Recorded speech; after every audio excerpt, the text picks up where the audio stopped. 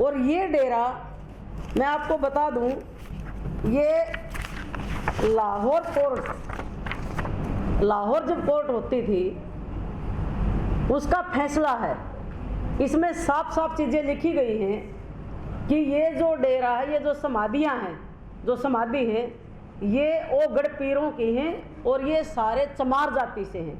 इसमें साधुओं का नाम भी चमरदे साधु और चमरवा डेरा लिख रखा है। ये मैं नहीं बोल रही हूँ, उस समय का रिकॉर्ड बोल रहा है। ये उर्दू में था, जो हमने हिंदी में इसकी ट्रांसलेट करवाया है सरकारी आदमी से। ये वो फैसला है। अब वो समाधियों की जगह 600 गज वो वहाँ एक मंदिर बना रहे, अक्षरधाम मंदिर। हमने कहा भी जहाँ शरीर है दफनाया गया जहाँ साधुओं को, वहाँ मंदिर नहीं बन सकता, वहाँ तो उनका शरीर है। लेकिन वो अड़े हुए हैं अपनी जिद पे, बीजेपी का जो है इनका काम।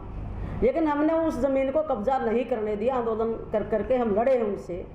तो हम वहाँ लड़े, डीसी का घेराव किया, हमने गद्दी को तो खाली करवा लिया, लेकिन पुलिस ने वहाँ आज भी कब्जा कर रखा है और गुरु जी को अपने ही मठ में, अपने ही घर में अंदर नहीं घुसने दे रही है पुलिस। ये आज की वहाँ ताज़ा स्थिति है।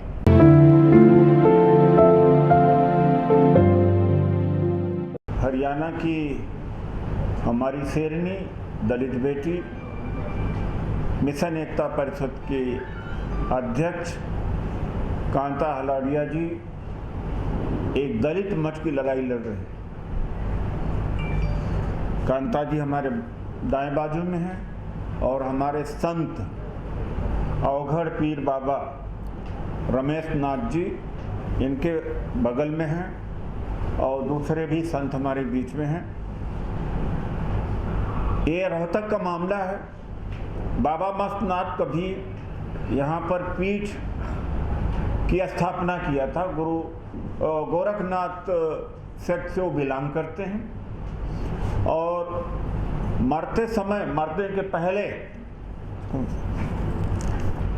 पहले क्या है रे? ठीक है, मरने के पहले उन्होंने 3 वारिस चुने। एक कनपाड़ा, नागे बाबा, अवघड़ पीर बाबा। तो अवघड़ पीर बाबा के जो वारिस थे बाबा सूरतनाथ जी थे। तीनों को बराबर की संपत्ति का बंटवारा भी होता है। लगभग 900 बीघे जमीन है। जब आप रोहतक जाए, शहर से पहले ही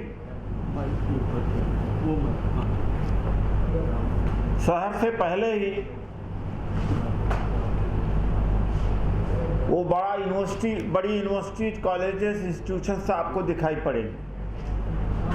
उसमें एक हिस्से में दलित मठ भी है।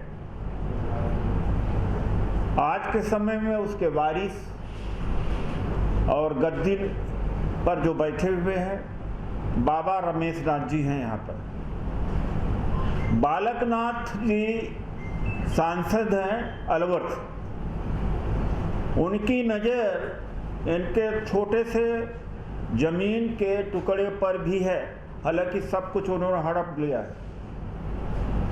बाबा नागे का भी हड़प लिया है, इनका भी हड़प लिया है।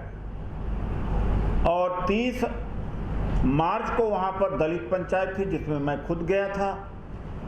मामले की गंभीरता को देखते हुए, लेकिन बीजेपी और आरएसएस की नज़रों में दलित का क्या कद्र है, क्या पोजीशन है, वो नज़र आया देखने को। उनको छोटा सा भी सम्मान इनको मिल जाए बर्दाश्त नहीं कर पा रहे हैं और जबरन कब्जा करा लिया है एडमिनिस्ट्रेशन के माध्यम से। ये स्थिति है। पूरे हरियाणा का ये मामला बन गया। हम इसका राष्ट्रीयकरण कर रहे हैं और अलग होता चला जा रहा है। क्योंकि मनोहर लाल खट्टर जी की सरकार है तो मनोहर लाल खट्टर जी प्रशासन का ही साथ दे रहे हैं और कांता हलाड़िया जी के ही खिलाफ साजिश कर रहे हैं। वो हम बर्दाश्त नहीं करेंगे। और उत्तर प्रदेश के मुख्यमंत्री योगी आदित्यनाथ जी का भी इसमें हाथ है। तो यह है इनके नज़रों में अस्तित्व। ये समरसता की बात करते हैं आरएसएस वाले, बीजेपी की दलितों को कहते हैं हिंदू हैं, तो इन दलितों को हिंदू होने की सजा है। इसका पूरा विस्तार से कांता हलड़िया जी बात को रखेंगी। आपको जो बताया है उसको मैं थोड़ा सा ब्रीफिंग कर दूं कि 3 मई 2020 की रात को अलवर से बीजेपी सांसद जो गद्दी पर महंत हैं आज के दिन, बाबा बालकनाथ जी, उन्होंने हमारे जो कुल गुरु थे ओगड़ पीर सूरतनाथ जी, जो आज 8वीं पीढ़ी है, 8वीं पीढ़ी में पहले गुरु थे वो, उनकी समाधियाँ बाबा मस्तनाथ समाधि के बिल्कुल सामने थी और उनके शिष्यों की भी। 3 मई की रात को जेसीबी लगा के समाधियाँ तोड़ी गई और मलबा जो है निशान मिट जाए वो सब बाहर फेंकवा दिया। 4 मई को सुबह जब पता चला 4 बजे जब पूजा करते हैं, तो हम लोगों ने उसी दिन से अपना प्रशासन से मिलके कार्रवाई के लिए, जब नहीं सुनी गई, धरने प्रदर्शन आंदोलन लगातार हम करते आ रहे थे।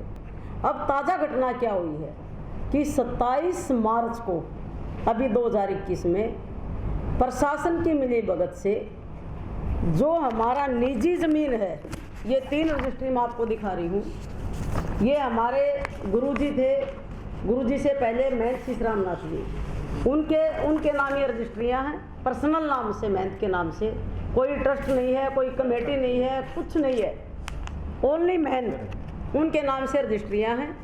उनके जाने के बाद जैसे गद्दी नशीन हुए तो ऑटोमेटिक विरासत जो है इनके नाम चढ़ जाती है। ये विरासत के कागज़ हैं रोहतक तहसील के रेवेन्यू के। ये मालिकाना हक हमारा है।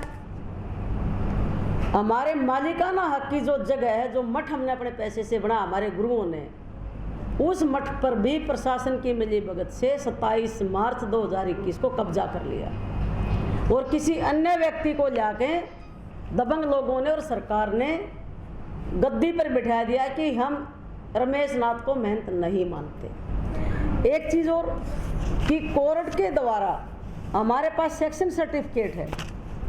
ये सेक्शन सर्टिफिकेट माननीय जज साहब ने दे रखा है रोहतक के, और सेक्शन सर्टिफिकेट होने के बावजूद कोर्ट की कोई मानना नहीं उन लोगों की नज़रों में। वो कोर्ट को भी नहीं मानते, वो संविधान को भी नहीं मानते, वो सिर्फ गुंडागर्दी को मानते हैं।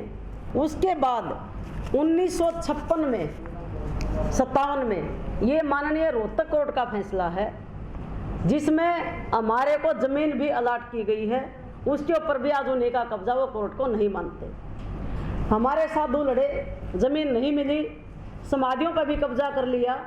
तो हमारे जो गुरु थे पहले, उन्होंने सोचा भी ये हमारी पुश्तैनी जगह है, हम इसको छोड़कर नहीं जाएंगे, हमारे गुरुओं का शरीर यहाँ है। उन्होंने साथ लगती गांव में ज़मीन खरीद ली अपने नाम से।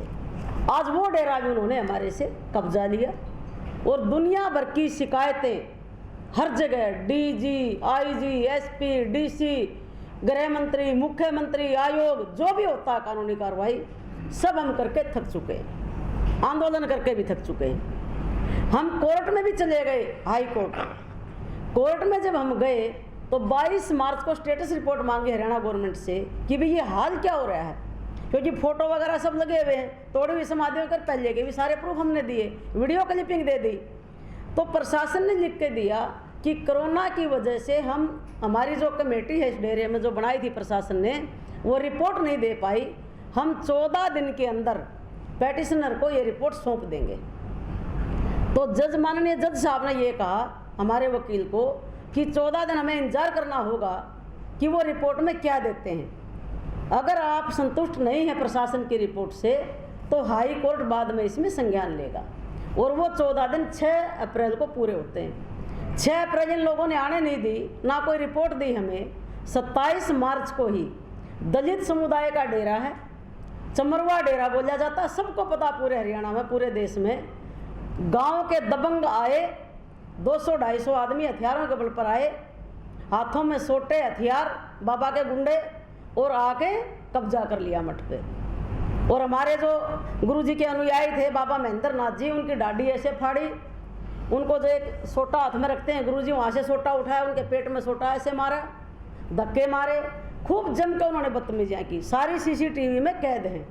जो हमने फोटो भी, क्लिपिंग भी, लिखित में शिकायत भी उसी दिन एसपी को, डीसी को, डीएसपी सब बैठ के उनको हमने दे दी, लेकिन आज तक कोई कार्रवाई रोहतक में नहीं हुई।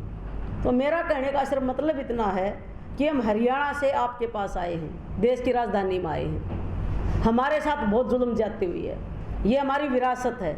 जैसे माननीय उदित राज जी ने बताया कि बीकानेर के महाराजा उस समय हमारे ओगढ़ पीर बाबा सुल्तानाथ जी को 52,000 बीघा, एक हाथी, मुकुट, हीरे जवाहरात उनको इनाम दे के भेजा था, क्योंकि उन्होंने उनका कोई राजगद्दी का काम किया था।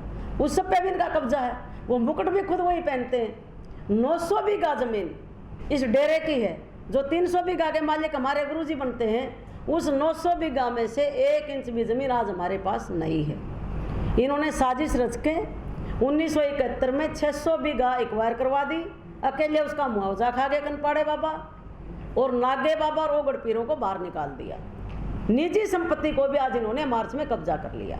ये सारी डिटेल है, सब रिकॉर्ड मेरे पास है। आप जो भी रिकॉर्ड मेरे से लेना चाहें आप ले सकते हैं। मेरी इतनी सी आपसे प्रार्थना है कि इस बात को हम चाहते हैं कि देश के कोने कोने में ये बात जाए और जनता को पता चले कि जो ये लोग झूठे लोगों को फंसाते हैं कि तुम हिंदू हो, तो मैं उनसे पूछना चाहती हूँ भी जब तुम बाबाओं को नहीं बख्शते तो आम जनता की हालत क्या है इस देश में, आप खुद भी समझ सकते हैं, क्योंकि आप भी खुद एक सामाजिक प्राणी हैं।